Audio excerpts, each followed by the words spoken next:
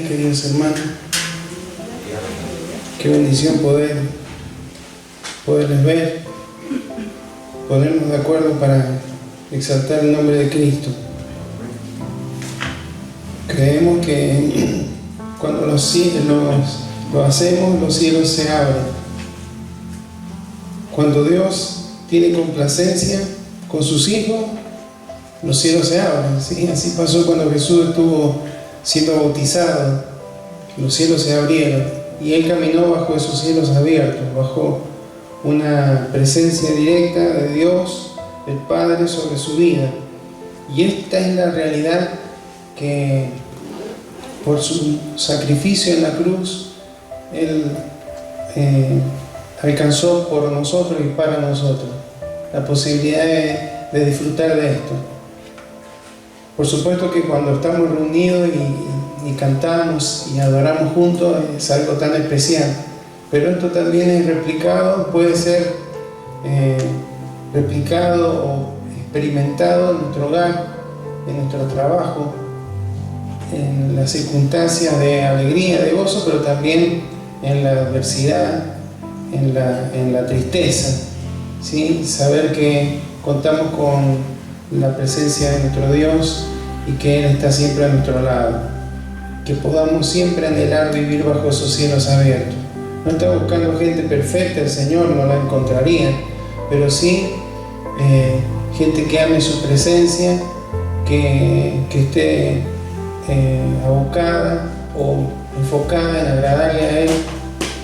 Cuando encuentra corazones de esta manera, indudablemente que los cielos se abren y la bendición del cielo o del Padre es derramada sobre cada uno de sus hijos. Amén. En esta mañana quiero compartir un mensaje con ustedes en el Evangelio según San Lucas, el capítulo 15. Vamos a leer del versículo 11 en adelante de Lucas 15. Una parábola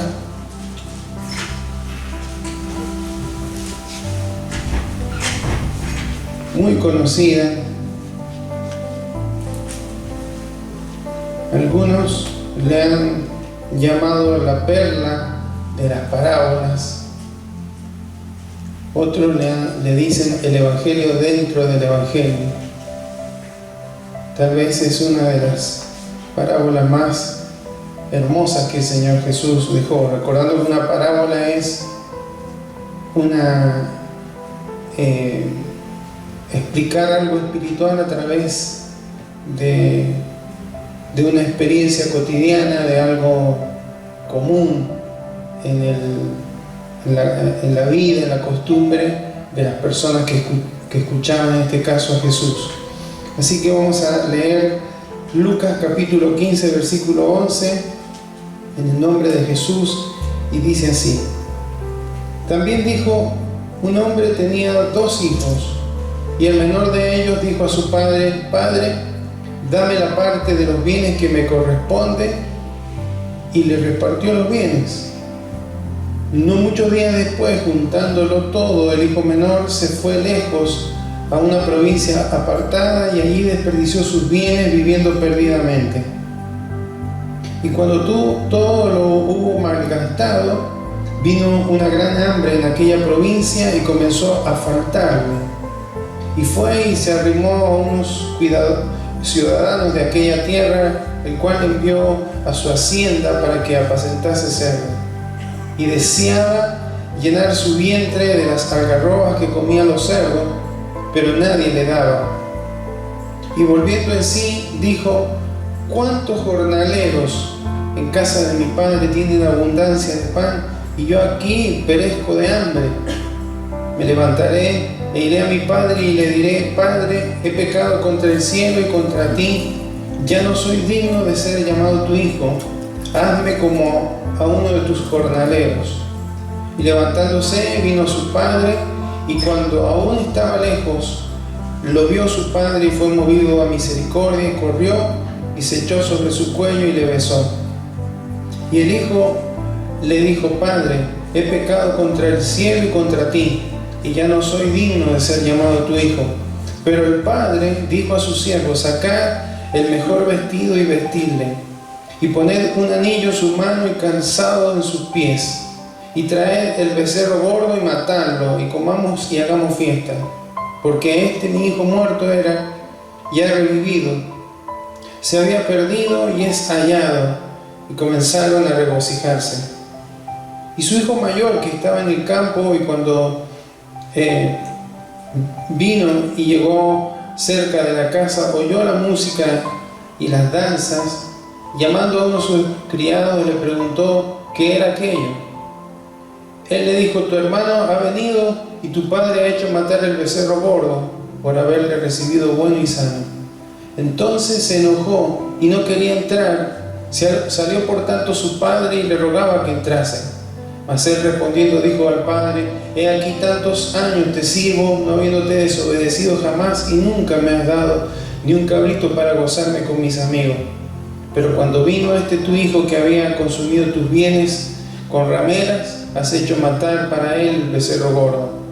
Él entonces le dijo: hijo, tú siempre estás conmigo y todas mis cosas son tuyas.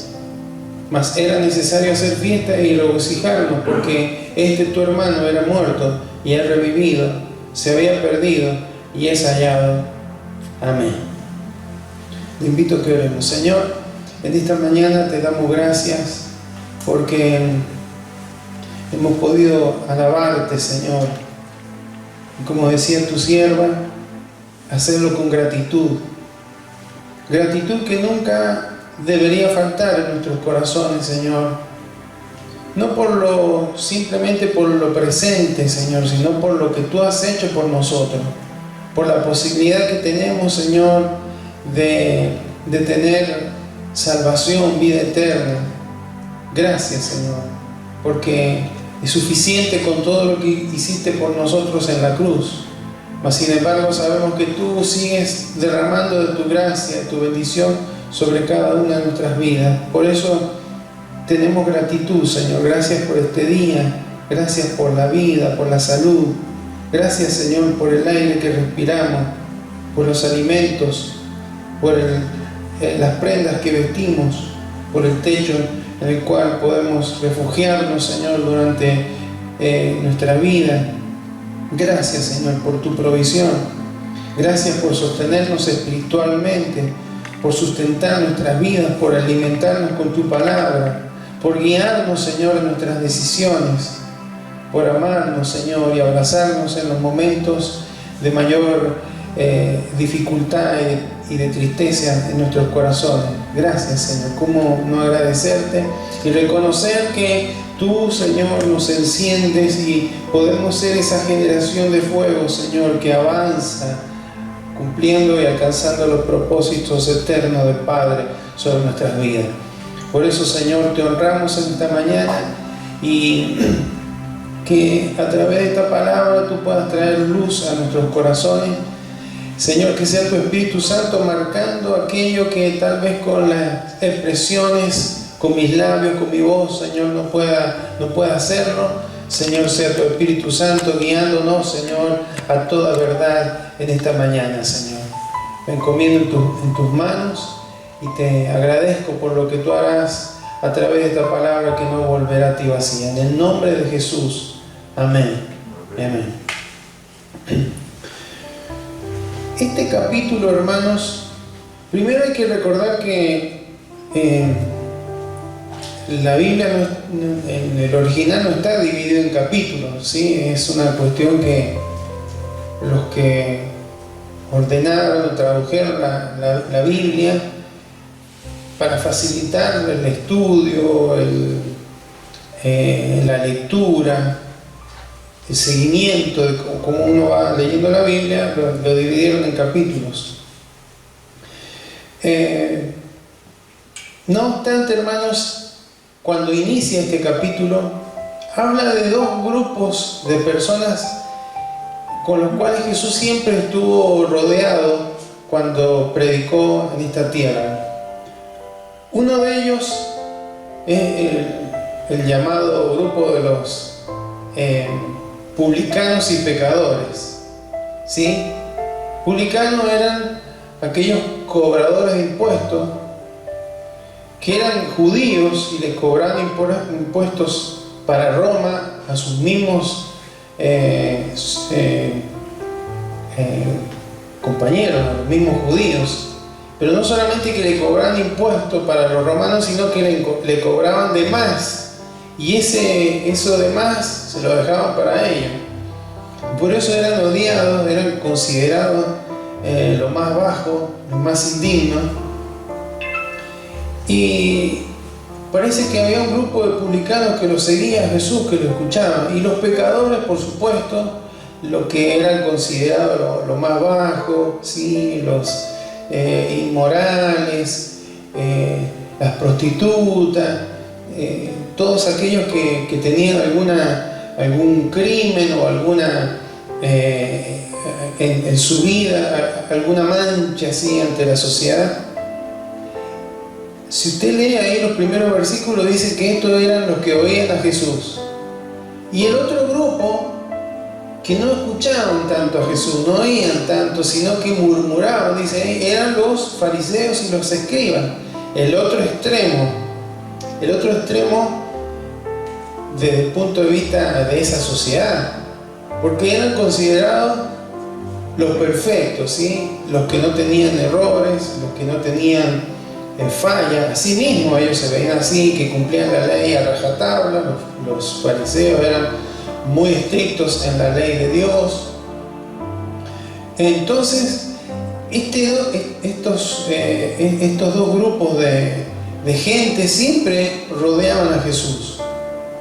Tal vez los fariseos y los escribas, los religiosos, para tratar de encontrar algún error en Jesús para poder acusarlo. Y los otros porque tenían una gran necesidad, porque siempre estaban siendo señalados como lo peor, como lo más bajo de la sociedad, los que no tenían lugar en toda esa sociedad. Les hacía bien escuchar a Jesús, sus enseñanzas, y entender que Dios era un Dios que les amaba y que les daba una nueva oportunidad. Pero una de las cuestiones que ocurrió ahí en el versículo 2, los fariseos murmuraban y decían, a los pecadores recibe y con ellos come. Murmuraban entre ellos, pero Jesús conoció lo que había en sus corazones, y por eso habló 3 parábolas, ¿sí? La parábola de la oveja perdida, la parábola de la dracma, de la moneda perdida, y la parábola denominada el hijo pródigo, ¿sí?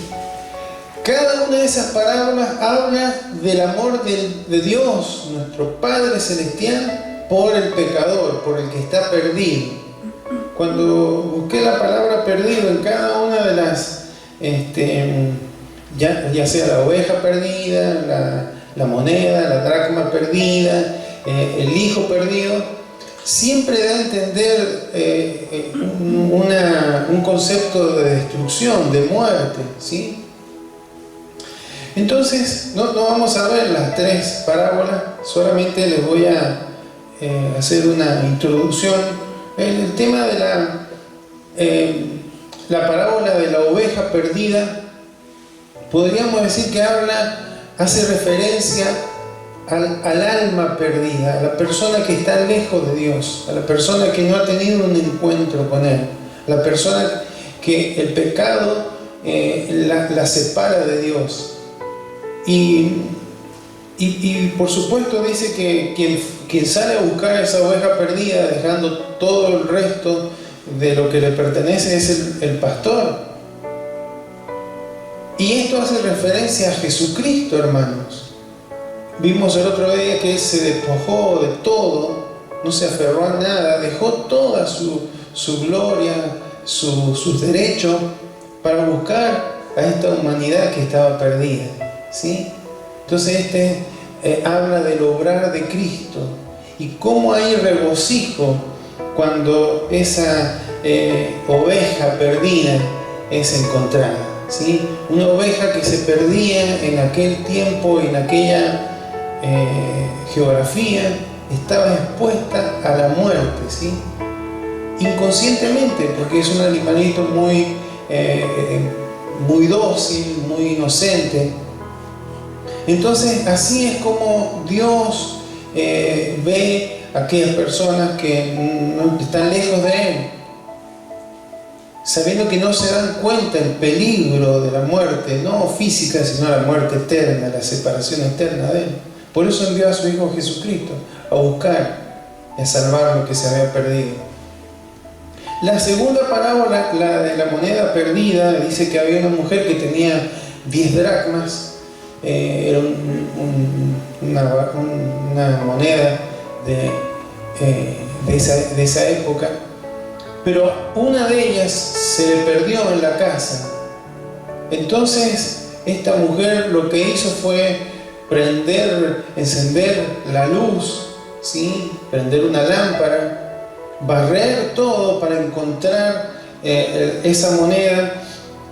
Y cuando la encontró, por supuesto, hay una comparación ahí, dice que hay gozo en los ángeles de Dios por un pecador que se arrepiente. Siempre termina cuando se encuentra lo que se ha perdido, hay gozo en el corazón de Dios. Bueno, la moneda perdida hace referencia a algo que si está perdido no tiene utilidad, no puede ser usado. Y cómo la figura de la lámpara, del barrer, del limpiar, podemos relacionarlo con el obrar del Espíritu Santo sobre la vida de aquellos que ya han creído en el Señor, pero que se han perdido, se han apartado, están han quedado inutilizados en el servicio al Señor. Cómo Dios, a través de su Espíritu Santo, les busca, trayéndole luz, trayéndole discernimiento, mostrándole, guiándole a la verdad, limpiando el corazón, purificando. ¿Sí? Pero la parábola en la que nos vamos a centrar es la tercera, que es la denominada el hijo pródigo. Acá no hay alguien que busca al hijo que se perdió. El Padre lo espera, ¿sí? Por eso decimos que podemos relacionar, interpretar esto como el obrar del Hijo, del Espíritu Santo, del Padre, buscando todo lo que se ha perdido, todo lo que está lejos de Él. Pero la parábola del hijo pródigo, hermanos, probablemente está mal llamada, porque está enfocada en un solo hijo, y son dos hijos lo que hay. Leímos que eran dos hijos. Entonces hay dos hijos que están perdidos ahí, no uno solo, ¿sí? Cuando se pusieron de acuerdo para nombrar la parábola, bueno, quedó la del hijo pródigo y ha sido nombrada a través de los siglos. Y probablemente el título más acertado sería la parábola del Padre compasivo, del Padre misericordioso, el Padre amoroso, ¿sí? Porque lo que resalta ahí, más que la actitud de los hijos, es la actitud del Padre. Y leímos que este padre tenía dos hijos y que el menor le dijo al padre: dame la parte de los bienes que me corresponden. Si eran dos hermanos, al hermano mayor le correspondía la doble porción, según la ley de Dios, la ley de Moisés. Por lo tanto, 2/3 de todos los bienes de ese hombre pertenecían al hijo mayor, y 1/3, y la tercera parte, al hijo menor. Eso es lo que estaba pidiendo. Pero lo que tenemos que visualizar es la sociedad a la cual estaba hablando. Una sociedad que valoraba mucho lo que es la honra, lo que es el prestigio, y también señalaba todo lo que era deshonroso, vergonzoso. Y hermanos, la actitud de un hijo que le pide al padre su herencia, estando el padre en vida, es algo deshonroso, es algo vergonzoso, porque los que estaban escuchando inmediatamente pensarían: para ese hijo el padre estaba muerto, para ese hijo el padre no tenía valor, para ese hijo lo único que le interesaba del padre eran sus bienes, su riqueza. Y por eso es que le digo, todos los que estaban escuchando ahí, los publicanos, los pecadores, y aún los fariseos y escribas, a los cuales se estaba dirigiéndoles también esta parábola, tenían esto en el pensamiento: ¿cómo es posible que un hijo tuviera una actitud tan desvergonzada de ir a pedirle la herencia al padre mientras éste vivía? ¿Y cuál es la respuesta del padre? Seguramente antes de que Jesús siguiera contando la parábola, pensarían todos seguramente que el padre lo pulsó, lo retó, le llamó la atención, lo avergonzó delante de los criados y demás. Dice que les repartió los bienes a los dos. Por eso es una parábola de dos hijos, ¿sí? Les repartió los bienes a los dos. ¿Y qué hizo el menor? Poco tiempo después dice que se fue lejos y empezó a desperdiciar todo, porque pródigo significa derrochador. Alguien que no guarda nada, que derrocha todo sin medida. Esa es lo que significa pródigo. Entonces, este hijo derrochó todo, como dice allí. Se fue, malgastó todo, y cuando ya no le quedó nada de la herencia, se gastó todo el dinero.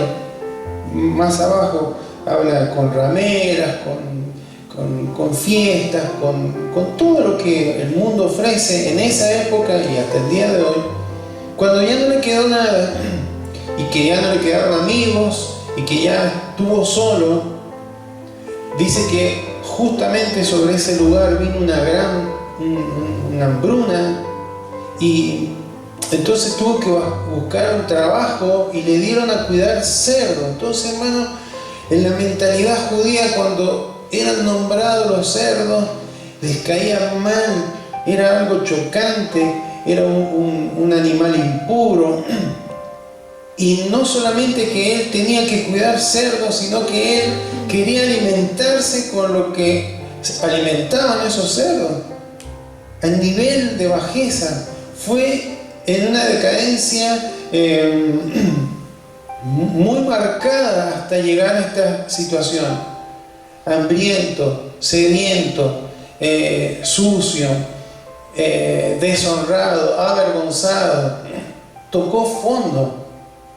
Y estando en esa condición, dice que volviendo en sí, recordó: cuántos jornaleros en la casa de mi padre tienen abundancia de pan, y yo acá con este hambre. Porque ni siquiera le daban de las algarrobas que comían los cerdos que cuidaban. Los jornaleros, hermanos, en esa época eran dentro de los empleados, eran los que menos cobraban por día, así que les alcanzaba solamente para comer. Era muy limitado esto. O sea, después de los publicanos y los pecadores vendrían los jornaleros, ¿sí? en la tabla de necesitados o de gente que vivía con carencia.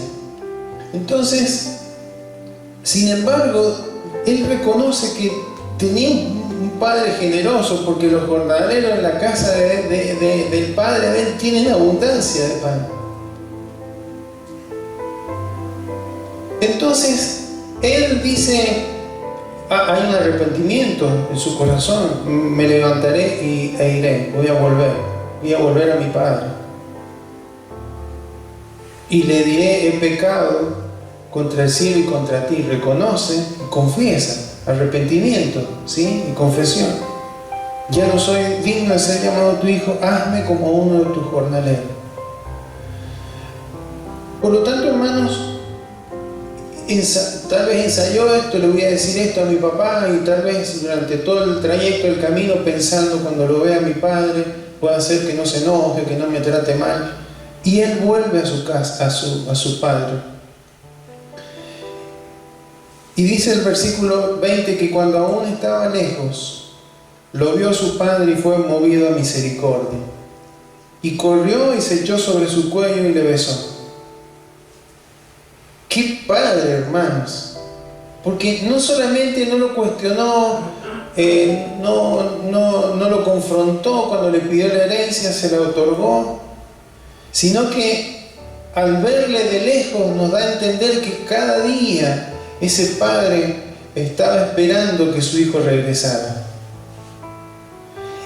Y no solamente esto, sino que dice que corrió por eso es bueno entender un poco la cultura, la forma de pensar de la gente de esa época, porque el correr, hermano, era vergonzoso para un padre de familia, para un patriarca. Así se le denominaba al padre, ¿sí? Ese era el concepto, no de patriarcado, sino de patriarca, de líder, del líder espiritual de la casa, del hogar. ¿Por qué, hermano? Porque para correr, como tenían túnicas, tenían que levantarse la túnica y se le tenían que ver las piernas, y en esa época era una deshonra para ellos. Pero no le importó nada a ese padre. Era tan grande el amor por su hijo que lo hizo, y cuando dice que se echó sobre su cuello y le besó, en el original habla de que lo hizo de una forma intensa. Lo llenó de besos, ¿sí? En lugar de avergonzarlo, de empezar a gritarle de lejos para que todos lo llenan, ahí viene, ahí vuelve el pródigo, vuelve el derrochador, ahí vuelve el que yo para él estaba muerto. No. Y además, hermanos, dice que su padre corre hacia él y lo besa. Hermano, eso es gracia. Es gracia. Es cuando alguien trata a una persona que no se lo merece de una forma que excede todo merecimiento, ¿sí? Y ahí empieza a decirle lo que había pensado decirle al padre. Padre, he pecado contra el cielo y contra ti, ya no soy digno de ser llamado tu hijo. Y faltaba la parte que le estaba por decir: hazme como uno de tus jornaleros. Sin embargo, el padre, hermano, lo cortó ahí probablemente, o en la explicación que está dando Jesús, la parábola. El padre, cuando dice pero, el padre lo cortó ahí, ya está. Le dijo a sus siervos: sacar el mejor vestido y vestirle y poner un anillo en su mano y calzado a los pies. ¿Por qué, hermano? Porque esto es gracia. La gracia no se compra. Él no pretendía que su hijo, porque en la mentalidad del hijo decía: no me va a alcanzar la vida para devolver el tercio de la herencia que me dio y lo despilfarré. No me va a alcanzar, por eso como un jornalero, con la ganancia de un jornalero voy a estar toda una vida trabajando, pero al menos voy a estar cerca de mi padre. Pero el padre tenía otra mentalidad, no. Él pensaba: no hace falta que me pagues nada, eso es gracia, favor inmerecido. No se lo merecía ese chico o ese muchacho, ese hijo. Sin embargo, el padre, por gracia, le dice, la actitud fue sacar el mejor vestido. El mejor vestido era el de él, hermano. La mejor prenda la tenía el jefe de familia. Póngansela.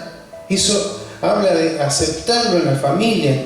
Poner un anillo en su mano habla de que El anillo era el anillo familiar, que ahora podría representar al padre, ¿no? En algún contrato, en alguna... habilitado otra vez como hijo. Dice, y calzados sus pies. Los jornaleros, los esclavos no usaban calzado, pero él sería calzado, porque era un hijo. Pero además dice traer el becerro gordo y matarlo. Ese animal, el que lo tenía preparado para una ocasión especial, para una boda, para una celebración muy especial. Bueno, para este padre ameritaba hacer esto con por su hijo, hacer una fiesta. Había música, había danza. Así que, qué extraordinario, hermano, ¿no? Por eso es que esta palabra se refiere más que a los hijos, al Padre, la actitud del Padre, que sabemos, hermano, que se refiere a nuestro Padre Celestial. A través de esta palabra Jesús estaba mostrándole a esos hombres el corazón del Padre. Así que los publicanos y los pecadores, yo me imagino, hermano, que cuando hablaba Jesús, los corazones eran compungidos, ¿sí?, por la presencia del Señor allí. Yo me lo imagino a ellos llorando, a los publicanos, a los pecadores, identificándose con ese hijo que despilfarró, que desaprovechó todo aquello que como hijo de Dios podían disfrutar. No lo valoraron y se apartaron, cayeron en pecado, en egoísmo, en ambiciones. Y sentirían que Jesús le estaba diciendo, el Padre que tenemos es un Padre de gracia, compasivo, de misericordia, que nos da nuevas oportunidades. Solamente hay que volver a Él. No fue el Padre a buscarlo, hay que volver a Él. Así que yo me lo imagino, hermano, ahí quebrantado en sus corazones, a esos hombres y mujeres, pecadores, publicanos. Y por otro lado, los fariseos, los escribas, un poco incómodos, ¿no? Porque todavía quedaba la otra parte, el otro hijo. Dice, el hijo mayor estaba en el campo, cuando vuelve escucha todo ese festejo, esa fiesta. Y cuando pregunta qué es lo que está ocurriendo, le cuenta, es que tu padre ha hecho matar el becerro gordo, ha hecho una fiesta porque tu hijo, el que estaba perdido, ha vuelto, está sano. Imagínense, en lugar de alegrarse, porque él, hermano, como hermano mayor, tenía que también velar por la vida de su hermano menor. Tal vez él debería haber en algún momento ido a buscarlo, decir, recapacitar, reflexionar. Sin embargo, hermanos, la actitud de este hijo es una actitud de egoísmo, de envidia, de rencor. Se enojó, de enojo, no quería entrar. Y el padre sale y le ruega a su hijo, el que podríamos considerar el bueno, porque el hijo pródigo es el malo y el otro es el bueno. El bueno no quiere entrar y el malo está adentro. Y le dijo al padre, tantos años que te sirvo, no te he desobedecido nunca y nunca me has hecho nada para mí. Y está diciéndole y reclamando al padre como que el padre le debía algo a él por su buena conducta. Y esto, hermano, ¿qué creen ustedes que pensarían los fariseos y los escribas? Que ellos se consideraban así.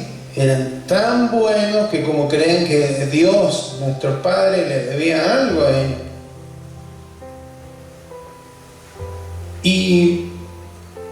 ¿Y qué es lo que le dice? Cuando vino este tu hijo, ni siquiera ya lo consideraba hermano, este tu hijo, le hiciste esta fiesta. Y el padre le responde, Y le responde: tú siempre estás conmigo y todas mis cosas son tuyas. Es decir, hermanos, este hijo estaba tan perdido como el otro, porque nunca valoró la comunión, la compañía del Padre, estar con Él.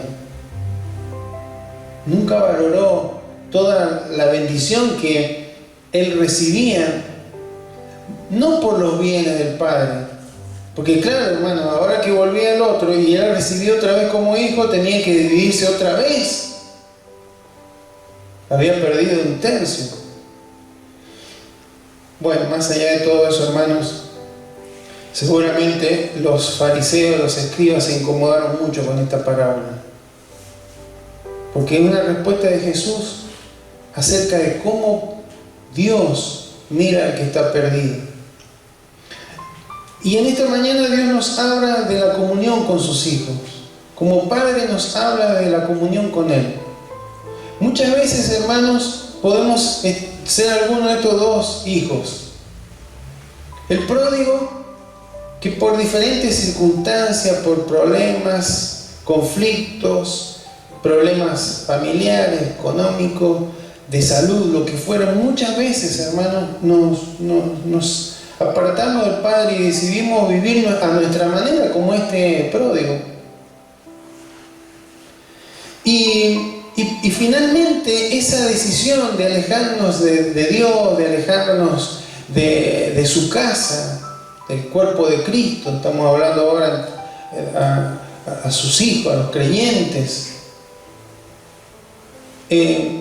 y tal vez ninguno de los que estén acá esté en esta situación, pero por allí lo puede haber llegado a pensar, o lo está pensando. Yo, a la final, yo quiero vivir a mi vida, a mi manera, no con tantas... si bien ahora no tenemos muchas actividades posibles, pero no, yo quiero manejar mi agenda a mi manera, manejar mi vida a mi manera. Hermanos, se transformará en una vida pródiga, de desperdicio, de derroche, de todo lo que el Padre nos concede. Y el Padre, nuestro Dios, hermanos, respeta nuestro libre albedrío. No se crea que no lo hizo en esta parábola, no lo va a hacer con nosotros. Pero sí, hermanos, fuera del Padre hay dinero, hay fiesta, hay placeres, hay todo, pero hermanos, vivir lejos del Padre tiene consecuencias, el pecado tiene consecuencias, y son consecuencias de muerte espiritual. Por eso hablamos de comunión con Dios. Pero el Padre siempre nos espera, siempre está esperando que regresemos a Él. Siempre, hermanos. Tal vez podemos aún estar en la casa, pero lejos del Padre. Cuando volvemos o cuando regresamos al Padre arrepentidos, hermanos, confesando, diciendo: la verdad que quise hacer las cosas a mi manera y así es todo, como un pródigo, me he perdido tanto. Qué bueno, hermano, que el Señor, así como el Padre de esta parábola derramó la gracia sobre Él, Dios derrama su gracia, nos cubre con la justicia de Cristo, nos sella con su Espíritu Santo. Seguí siendo mi representante acá, seguí siendo parte de mi gran familia. Es un Dios de gracia. Pero, hermano, si bien podemos por allí identificarnos con el hijo menor, ¿cuántas veces, hermano, tenemos la actitud del hijo mayor? Que estando aún en casa, que estemos lejos del Padre, que no disfrutemos del Padre,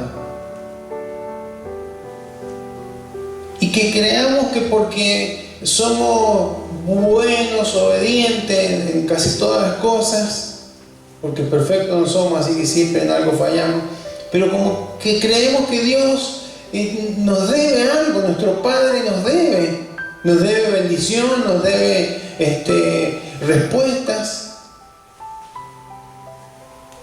Hermanos, y recordar que el Padre nos trata con esa gracia, hermanos, sobre nuestras vidas, nos tiene que conmover. El hijo pródigo, hermanos, se arrepintió, y el arrepentimiento del hijo pródigo no es que provocó el amor del Padre. El amor del Padre que fue recordado por ese hijo lo llevó al arrepentimiento. Y en el Evangelio, hermanos, hay un montón de verdades. La justificación, la redención, el perdón de los pecados, el quitarnos la culpa, la vida eterna, etcétera, etcétera. Pero todos, hermanos, giran alrededor del objetivo principal del Padre, la comunión con sus hijos. O sea, no nos justificó el Señor para que no nos vayamos al infierno, nos justificó para que pudiéramos estar en comunión con Él. No nos perdonó los pecados para que no tuviéramos cargo de conciencia y pudiéramos dormir tranquilos. No, nos perdonó los pecados para que pudiéramos estar en comunión con Él. Eso fue lo que se rompió con el pecado. Y lo que hizo Dios, hermanos, nosotros tenemos una hermana mayor que fue excelente. Cristo dejó todo y vino a rescatarnos. No fue un tercio de la herencia, fue su vida la que Él dio ahí en la cruz, por amor a nuestras vidas. Pero todo, hermanos, la justificación, la redención, el perdón, la vida eterna, la restauración, la nueva criatura, etcétera, etcétera. Hay tantos versículos, hermanos, son consecuencia de la gracia de Dios, pero el objetivo principal es la comunión. Y por eso, hermanos, es que tal vez a veces nos ocurre como este hijo mayor, que estamos en la casa, pero no valoramos la comunión con el Padre. No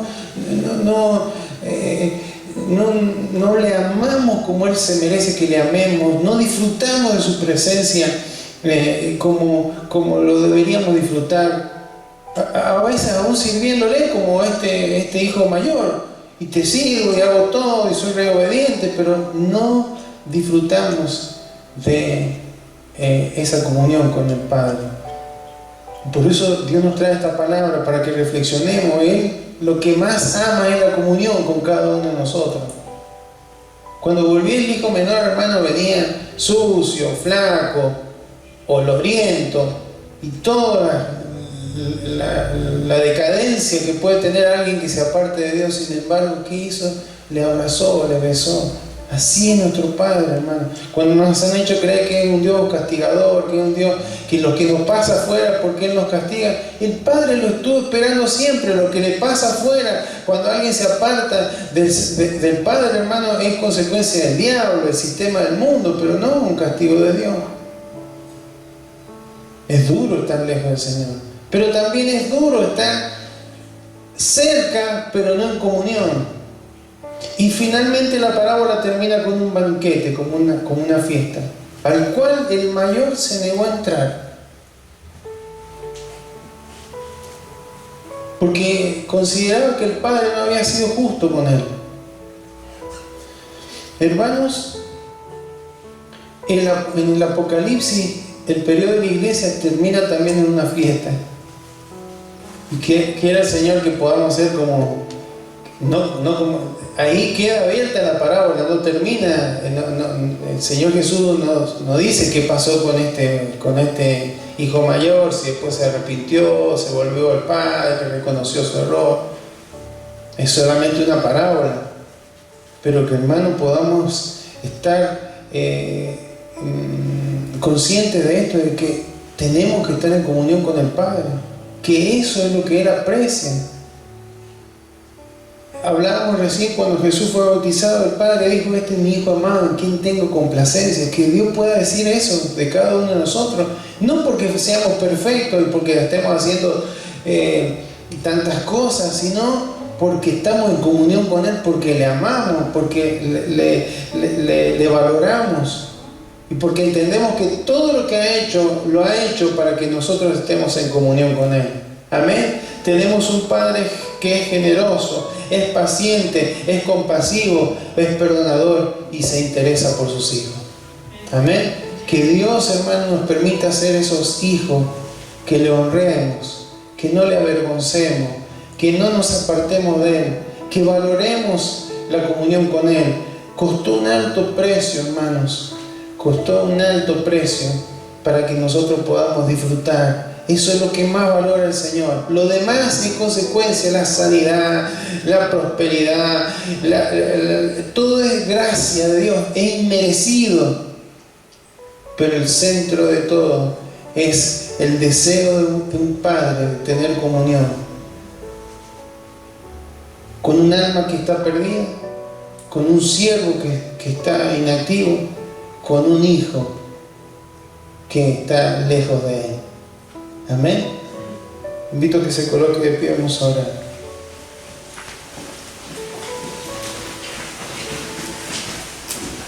Señor, en esta mañana te damos gracias por la bendición que tú nos das de meditar en la palabra, Señor, en tu palabra. Cada vez que leemos una parábola, Señor, sea extensa, sea corta, cuántas verdades, Señor, cuánta sabiduría, cuánta gracia hay en cada una de ellas, Señor. Gracias porque si hay algo que reconforta el corazón del Padre, nuestro Dios, es cuando alguien que está perdido se vuelve a Él, Señor. Cuando un alma que está perdida se vuelve a Él. Cuando un siervo que está inactivo se vuelve a Él. Cuando un hijo que está apartado, que no está en comunión, se vuelve a Él. Señor, gracias. Gracias por tanto amor, por tanta compasión, por tanta misericordia, por tanta paciencia, Señor. Porque debemos reconocer que en ocasiones tenemos estas actitudes, Señor. En cuántas oportunidades fuimos como el hijo menor, Señor.